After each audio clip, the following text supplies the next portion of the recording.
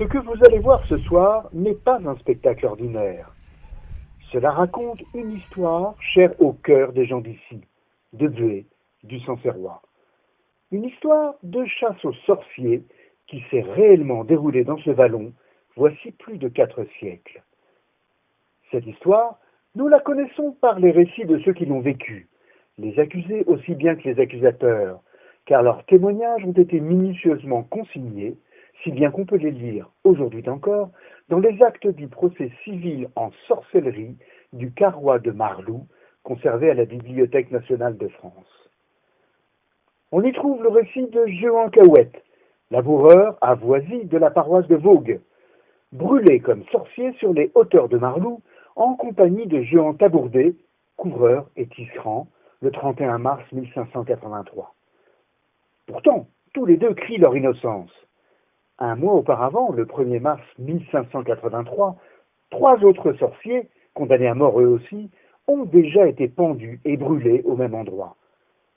Mais alors, de quoi les accuse-t-on ?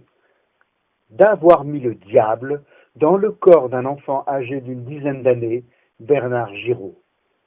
Bernard qui, possédé depuis les vendanges de 1582, se tortille comme une bête sauvage, des dizaines de voix parlant par sa bouche. L'enfant a d'abord accusé son cousin Étienne de l'avoir ensorcelé en lui envoyant une petite bête sans pied ni poil, grosse comme une taupe noire, qui lui est entrée dans l'oreille, dit-il, et qui n'en est jamais ressortie. Puis l'enfant a désigné d'autres sorciers, lesquels se sont bientôt dénoncés les uns les autres. Alors bien sûr, la justice accourt. Le 21 décembre 1582, le bailli de Concresso arrive au château de Beaujeu-le-Neuf pour mener le procès des sorciers. Pendant 3 mois, le bailli va entendre des centaines de témoins qui accusent 5 hommes et une femme, laquelle sera retrouvée morte dans sa cellule. Malgré leur dénégation, les 5 sorciers sont déclarés coupables. Coupables de s'être rendus au sabbat à Marlou, coupables d'y avoir rencontré le diable afin d'en obtenir des poudres qui font mourir.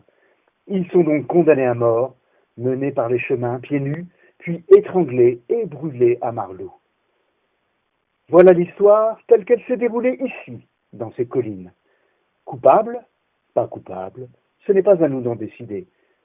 Des sorciers ici, il y en a eu beaucoup et depuis longtemps. On en parlait déjà à l'époque de César. Mais il faut ajouter un dernier mot. Sur ces terres de légende vivent d'autres créatures étranges, celles que nous appelons